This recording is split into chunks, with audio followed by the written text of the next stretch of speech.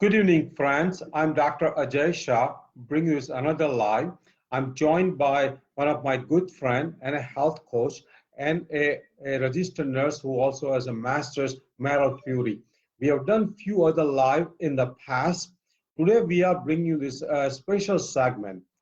I've been board certified into lifestyle medicine. Meryl is also a member of American College of Lifestyle Medicine board member. So she also has a tremendous experience into how to practice a healthy lifestyle.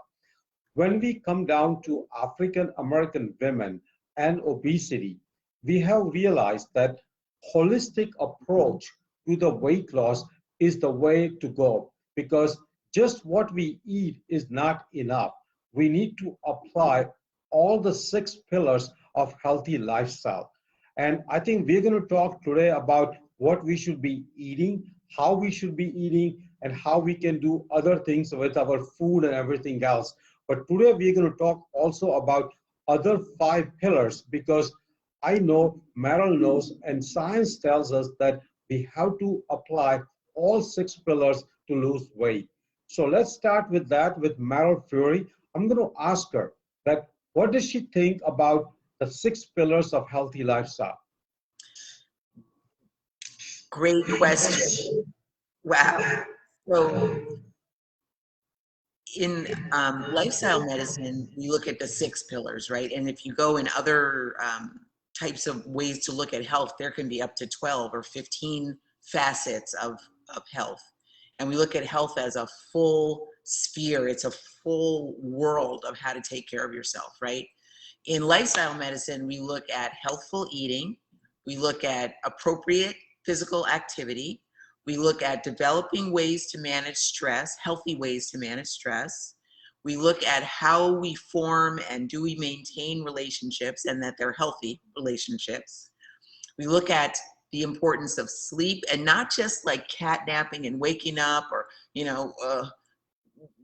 sleep with bad dreams and stuff, really restorative, deep sleep where you're getting rest.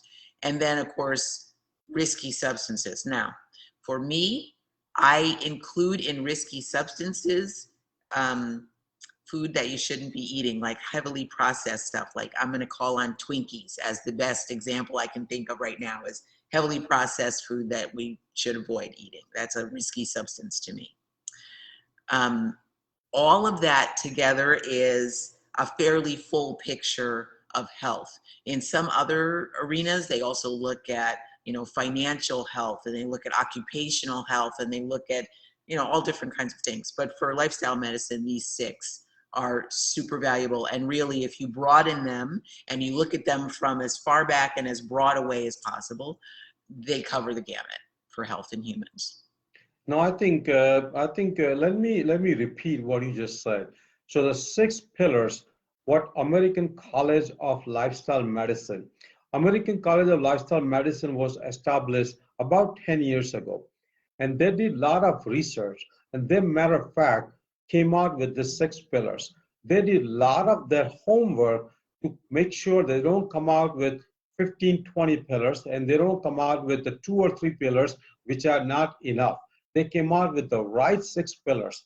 And from my personal experience and from Meryl's personal experience, we both agree that those 6 pillars are must. So let me repeat those pillars, 6 pillars. The 6 pillars include number 1, nutrition or what we eat. Number 2, physical activity or we call exercise. Number 3, the sleep itself. Number 4, stress management. Number 5, relationship. And number 6, risky substance. And I think I agree with Meryl that when we talk about risky substance, for example, we are not just talking about alcohol and cocaine and heroin and weed and other drugs. We are also talking about risky substance in terms of sugar and processed food because they are as bad for us when it comes down to health as cocaine or any other drugs.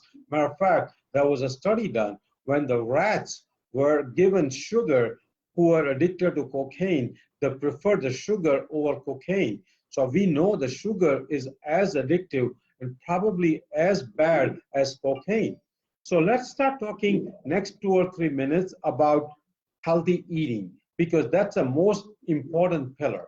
When we talk about healthy eating, it's whole food, plant-based, no oil lifestyle. So Meryl, please tell us how we can start with this whole food, plant-based, no oil lifestyle. Wow. Well, the start is being willing to eat vegetables and fruits. So for so many Americans, and I'm going to guess any in a lot of westernized countries, but I know America in particular, people are not really so used to eating a lot of fruit and vegetables and whole grains and beans and legumes and nuts and seeds. That's just not something that's advertised or promoted. We're not encouraged to eat it. From the time we're very small, children are, expected to turn their noses up at spinach and broccoli, and it's allowed to continue. And then by the time we get into school years and we're eating lunch at school, you probably already know what that's like. If you're getting the school lunch program, oh, it's mostly pizza and chicken nuggets. And if you're bringing anything from home, it's what's convenient to put in a sack lunch, right? It's what's convenient to put in a lunch box. So it's going to be a sandwich. It might be processed cheese. It might be ham, or it might be a bacon, lettuce, tomato sandwich, and then you got your bag of chips. So you understand what that is, right?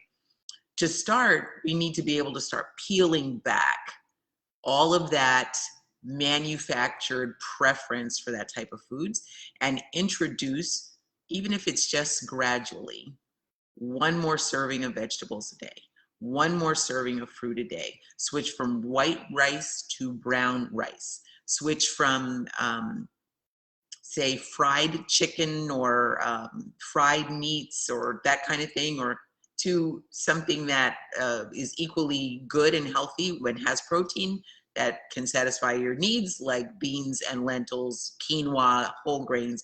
Add these things onto your plate.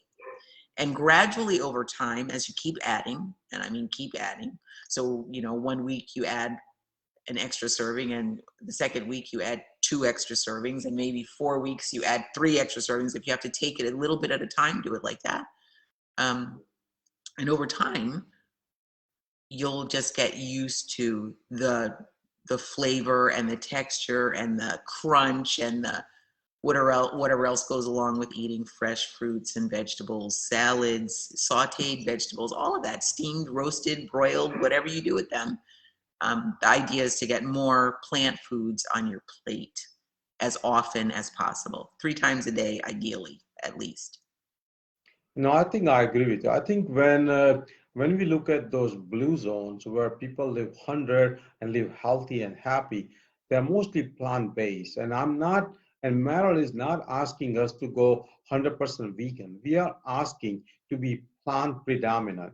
I'm vegan myself. Meryl is vegan herself, but we are not asking our followers to be 100% vegan. That would be ideal, but that's not necessary. We are asking to be 80 to 90% plant predominant and whole food plant based. And that's where this blue zone people live. They live 100, they live healthy, and they're happy. Even in America, when we look at the people in Seventh-day Adventist people in Loma Linda, people who are vegan, they are much leaner. They live about 10 years longer than an average American. They have much less number of medications they take. They have much less chronic disease. So eating whole food, plant-based, predominant diet definitely has enough proof. We just need to do it more often. And like Meryl said, you can start gradually, maybe make one meal whole food, plant-based, and then gradually make it to 2 or 3 meals a day, at least 15, 18, 19 meals per week out of your 21 meals. So I think I agree with you. I also want to go to the next pillar. The next pillar is physical activity. So when it comes down to physical activity, we don't have to necessarily go hours and hours at gym. We just need to move every hour. We need to be physically active in our own house. We need to do gardening. We need to vacuum our house. We need to do, shovel the snow, or we can do, mowing the lawn. So I'm going to ask Meryl, how can we be more physically active, not necessarily be going to the gym or doing like intense running or jogging? I want all of us to be just active every day, every hour. How can we do that, Meryl? Wow. So, you bring up the blue zones groups. Um, and I think you did explain the blue zones are these, how many, 6 or 7 Six, yeah. areas around the world. And I think they found a seventh one not long ago. Areas around the world where people are most likely, or there's a higher percentage of people that live to 100 years old and older, and they are mentally fit, they're physically fit, they are engaged with their community, they're healthy at that age. They're not dwindling. They're not laying in a hospital bed. They're not on a ton of medications. These are healthy people, and they're quite alert and active. One of the things that they do in those blue zone areas is these very senior people are active all the time. They go on long walks, but they've been doing that their whole lives. They might be tending sheep and they're, walking their sheep over mountains. That's in Italy. Or they are dancing in Okinawa. There's they do certain kinds of dance, or they do Tai Chi, they do yogas, different things like that. So the exercise that you take on doesn't have to be super strenuous. It doesn't have to be jogging or doing marathons or lifting heavy weights or anything like that. It can just be very gentle stuff. And like Dr. Shah said, it is that you're moving regularly during the day. So once an hour. All right, so here's my life. I am in front of a computer a lot, all day, every day. And I actually set a timer on my phone that I get up. And literally it says get up and move. It's actually telling me to get up and move right now. 7 o'clock is my get up and move alarm. And I will get up. I walk out to the, back of my backyard. I take a couple laps around my backyard and I come back and I start over. I get back into what I was doing. That's one thing. Another thing I want to bring up though, Dr. Shah, is how food also influences our physical activity. If we are eating food that is heavy and not life-giving, it's full of chemicals, it's full of fats and just no real vitamins or minerals or nutritional value, it makes it super hard to feel like going and doing any kind of physical activity. In fact, if you're eating food that's just not plain healthy, it will have such an impact on your body, like it can cause diabetes, and then you really won't feel like doing physical activity, or it can cause heart disease and you really won't feel like it, right? So the food, like we said earlier, impacts every aspect of your health, including, how you feel about doing physical activity or anything else. No, I think I agree with you. I think moving every hour is very important, and we all have busy life. But at the same time, like Meryl said, if we keep reminding ourselves to move just 5 minutes every hour, and most employers actually now have realized the importance of healthy employees, and they will allow you to move 2 to 5 minutes every hour, and you can actually just go for a 2 or 3 minute walk, which will be 200 or 300 steps. You can just go to your bathroom, close the door, and do 15 or 20 air squats, and that would be fine. Or you can even do at your own desk 15 or 20 air squats. And moving every hour is very important. And that's what I do. That's what I do at my work. I actually, in between every patient, I move every time. In between patients, I have 3 or 4 minutes. I go for a walk, or I just do some quick air squats, or I do some quick push-ups if I have time. And I think I move every hour, and that has benefited me so much. So I think moving every hour is very important. Also, in the evening when you have time, having a brisk walk of 30 minutes, 45 minutes is very important. If you can afford, or if you have access to a gym, that would be nice too, where you can do some physical training, some strength training, some machine-based weight training, and that would be nice too. But that's not necessary. You can achieve pretty much all the physical activity goals just by being at home with walking, with light jogging, with some calisthenics, and many other physical activity. So that brings to the next pillar. The next pillar probably is as important as what we eat and physical activity, and that pillar is sleep. We all need to sleep 7 to 8 hours. My sleep over the last 4 years consistently has been 7 hours, and I track it on my Fitbit. So I'm going to ask Meryl what she recommends for people to get sleep, how they can improve it, and what she does to improve her sleep. I'm with you, Dr. Shah. I get 7 hours a night unless I really have like a project I'm working on or something that I have to focus and there's something that I'm trying to create. That's the only thing that really stops my sleep. Most nights it's at least 7 hours. One thing that I would say, and I'm going to relate this all back to food. Each one of these pillars are going to go back to food at some point, right?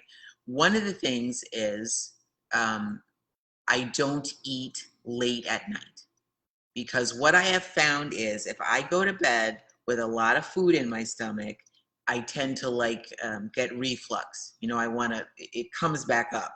Not a pretty picture, right? It's very uncomfortable.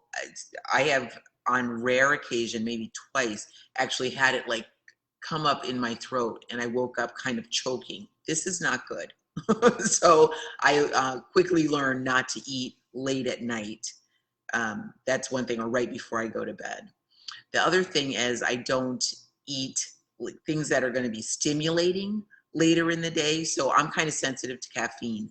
I won't drink coffee after about 4 o'clock for sure is late.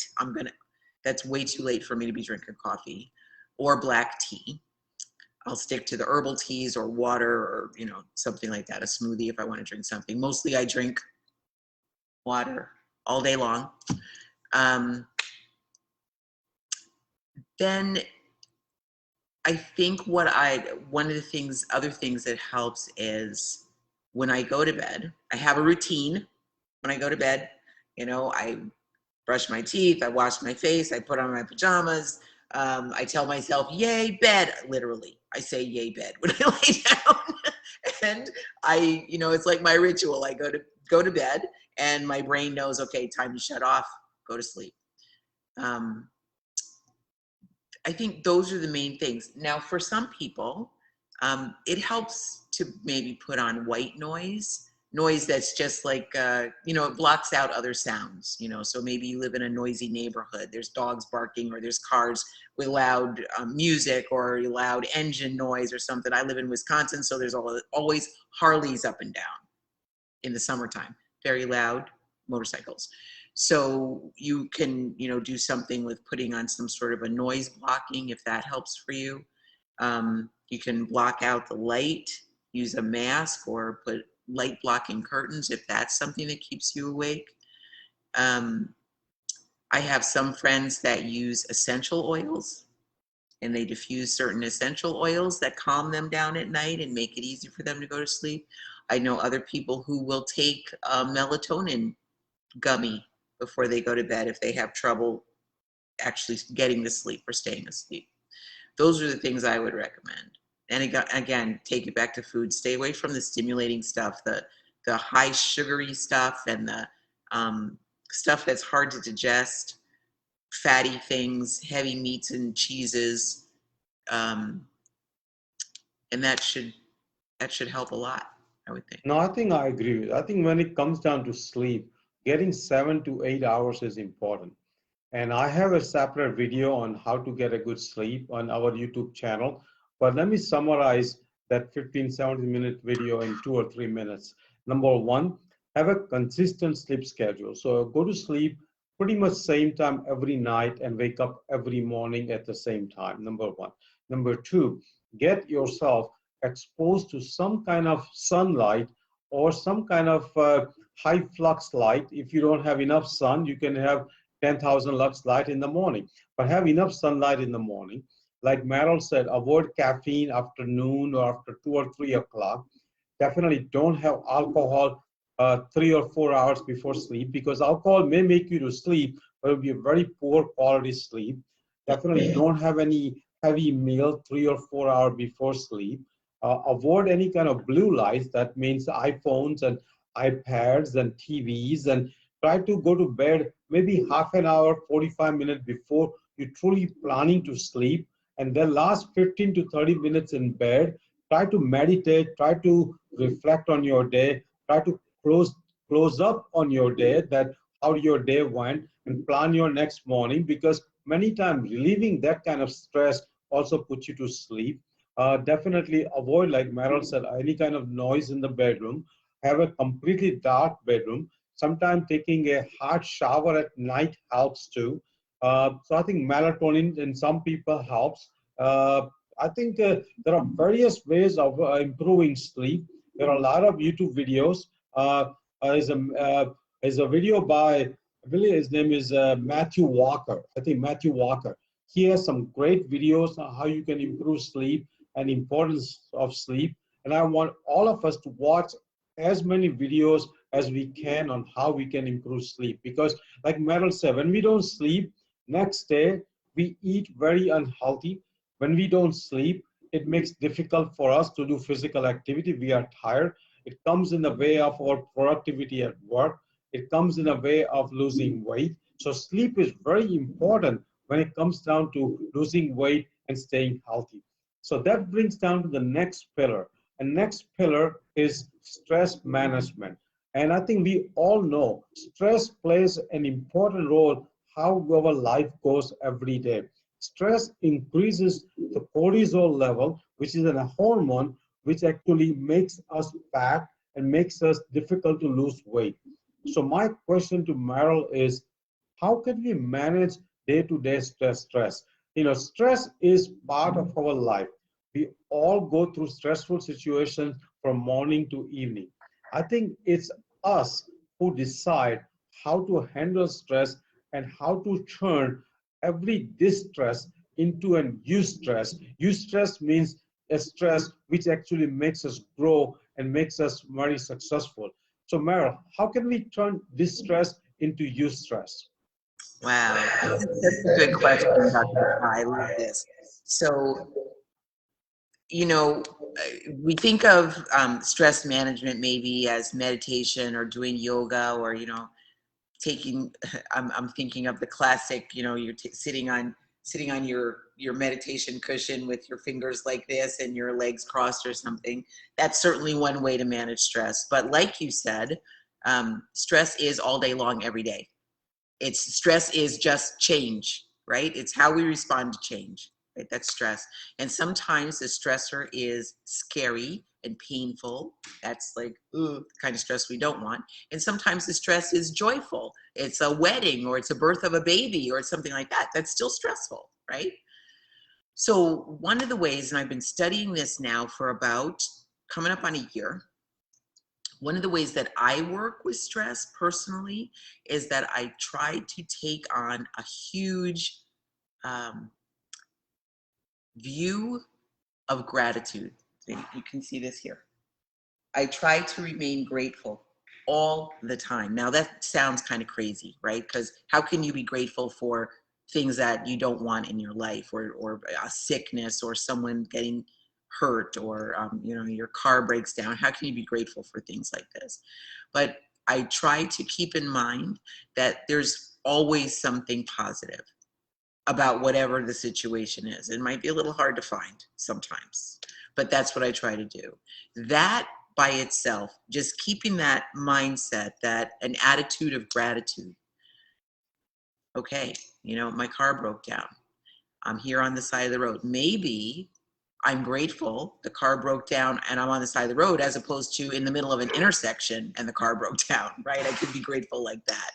Or I can say, like, this is one thing I do literally every morning. I wake up in the morning and I wiggle my toes. And I say, so grateful I have toes to wiggle, because there are people who don't. And I circle my ankles and I say, so grateful my ankles are working today, because there are people who don't have ankles, right? They had their legs amputated. So I do this, actually, it's a whole, like a body scan. I go all the way up from my toes to my ankles to my knees to my hips to my back to my shoulders, all the way, through my arms to the top of my head. And I basically recite I'm grateful for this, I'm grateful for that.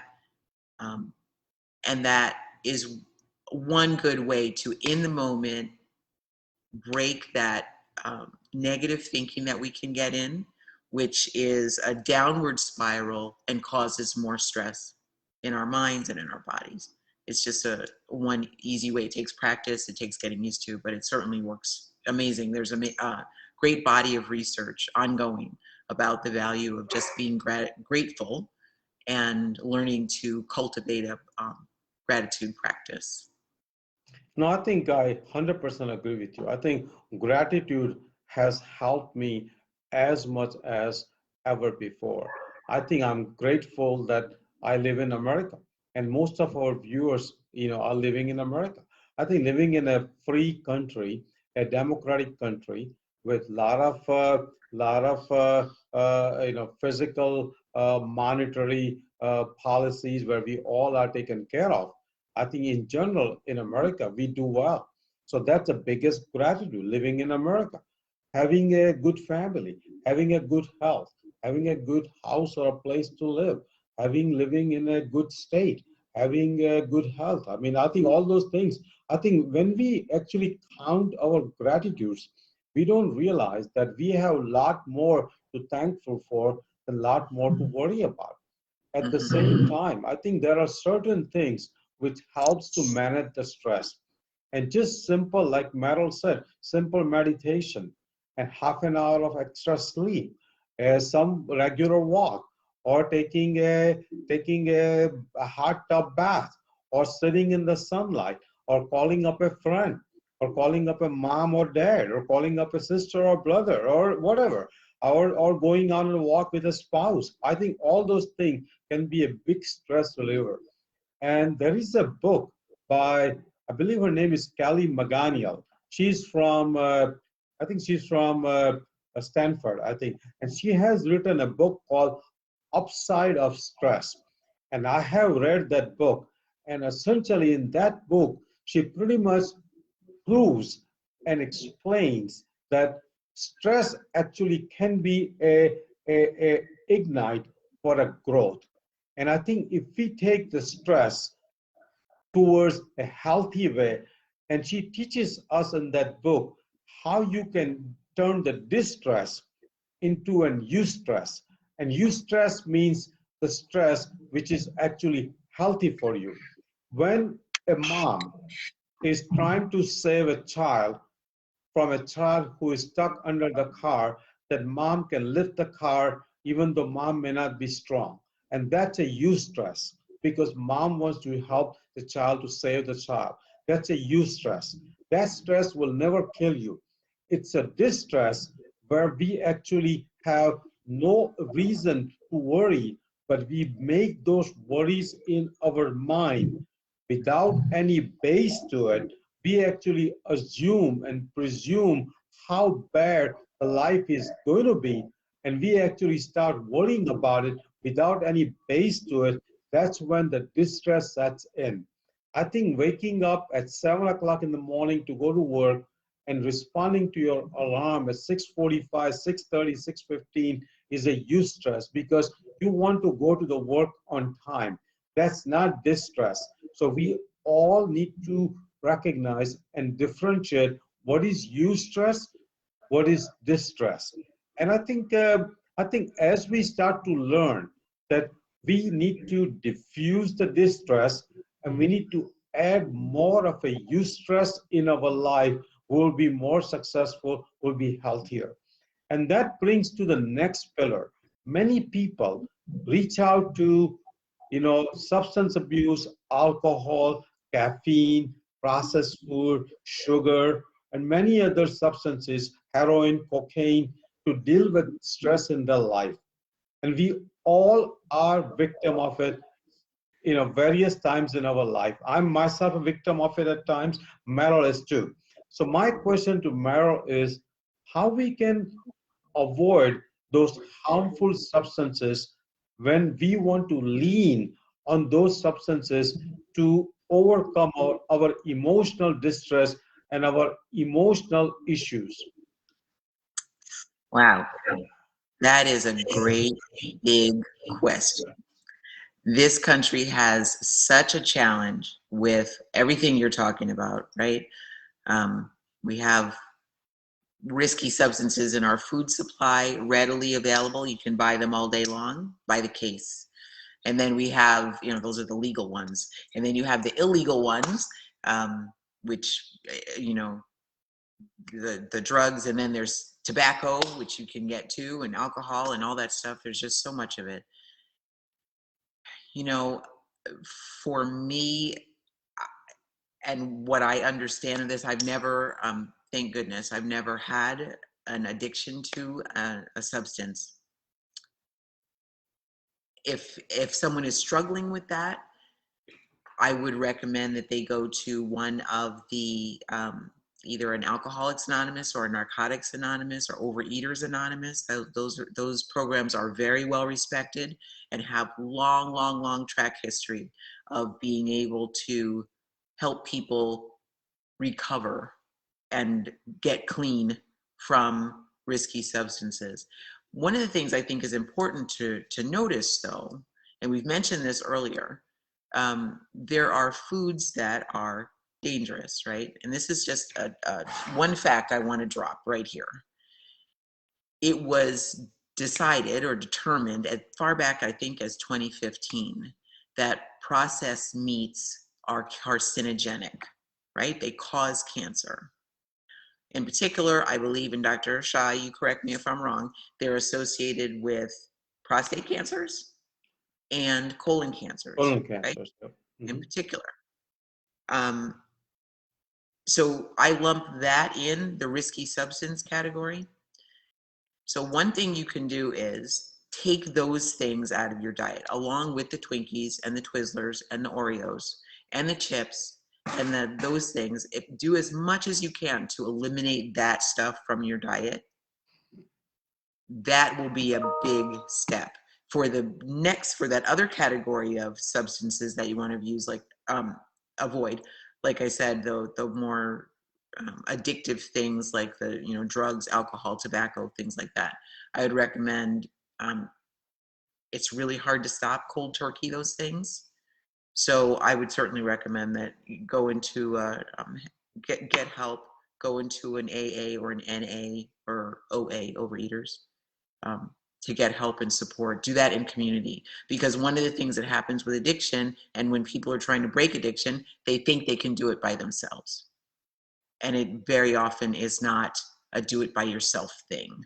It requires community. It requires building a whole new support system, because the people that you've been hanging out with that are happy to smoke cigarettes and take drugs and drink alcohol and all that, you can't go to them and ask them for help to stop.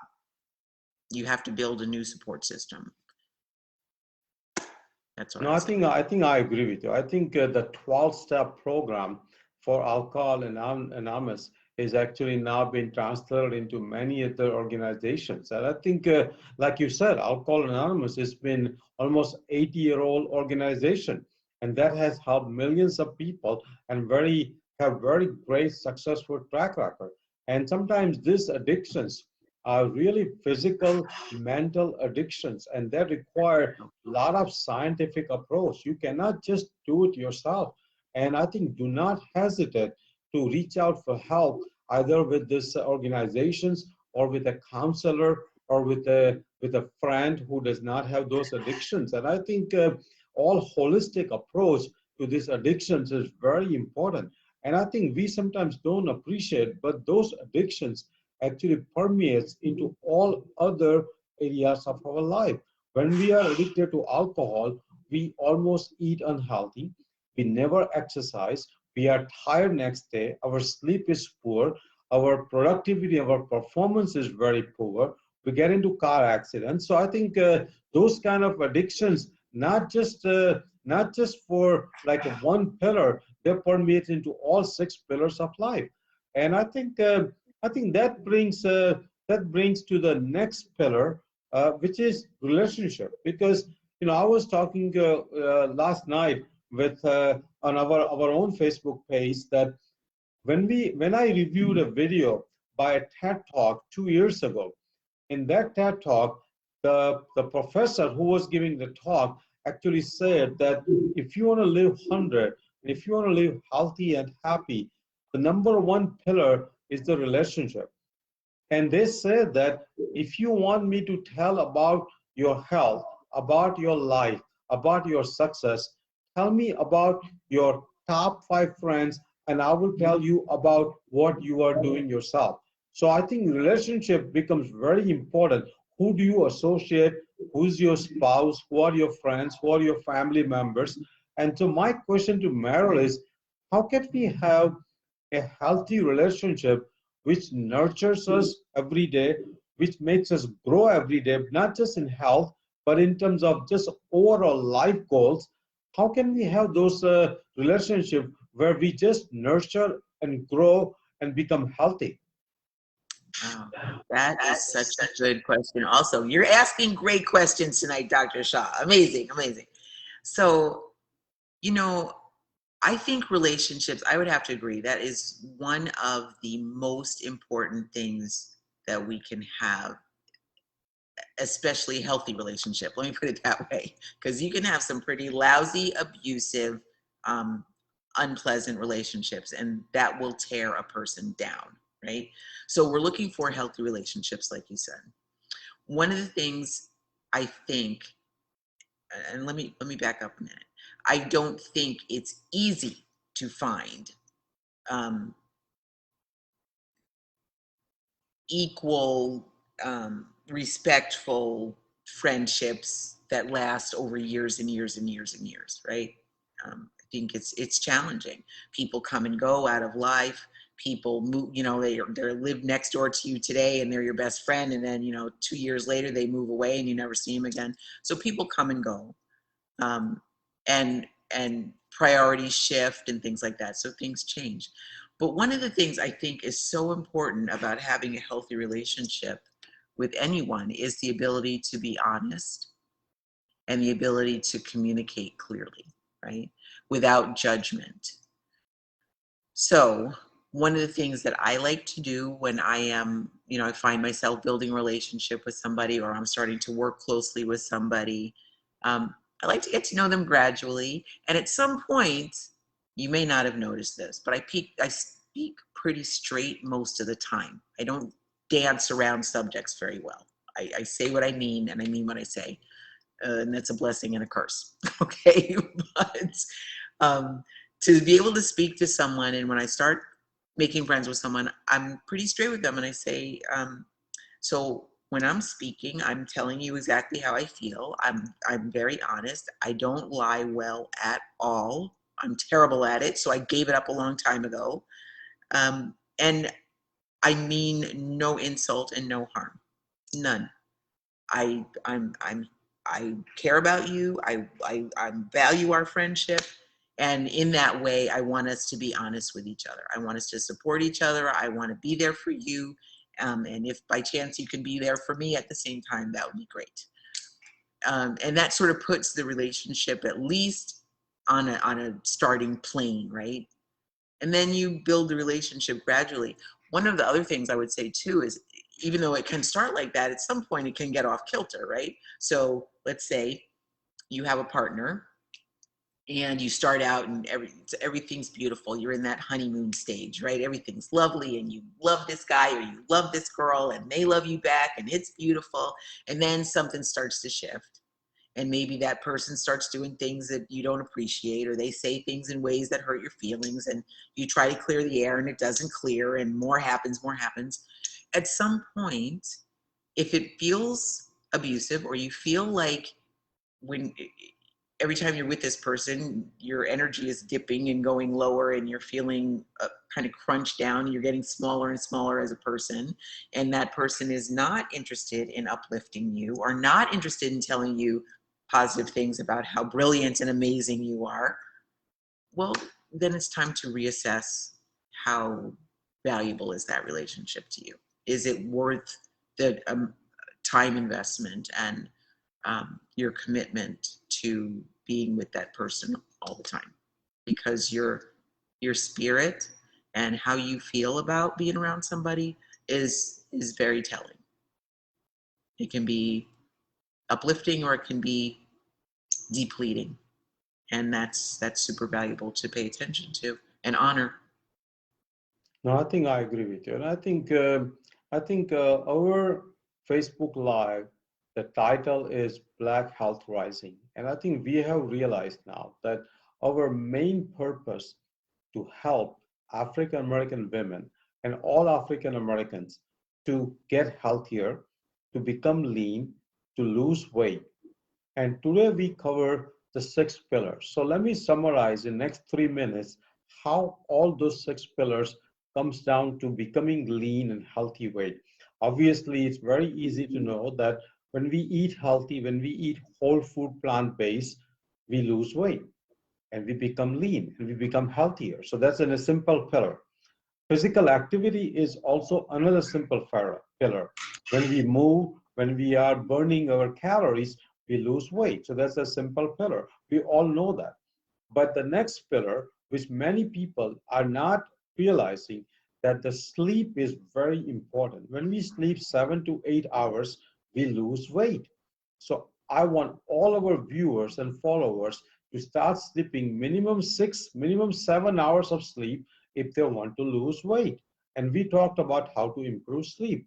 When it comes down to substance abuse, people who don't drink alcohol, people who have addiction to many other substances, including some of the processed food and sugar and other things, they are not able to lose weight. So work on your addiction. When it comes down to stress management, a lot of people have a lot of emotional eating issue. And when they have emotional eating, many times they reach out for a lot of sugary food, a lot of cookies, a lot of Oreos, a lot of cakes, a lot of chips. And that's where the weight loss is difficult.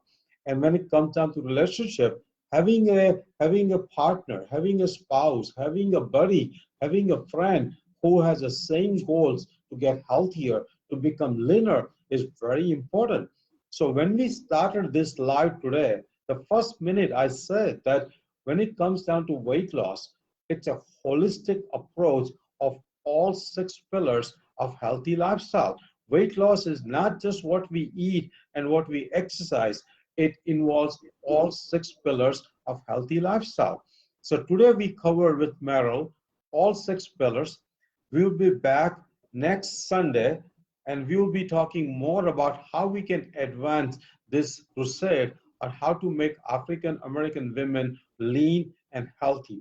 So, Meryl, I'm going to ask you my last question.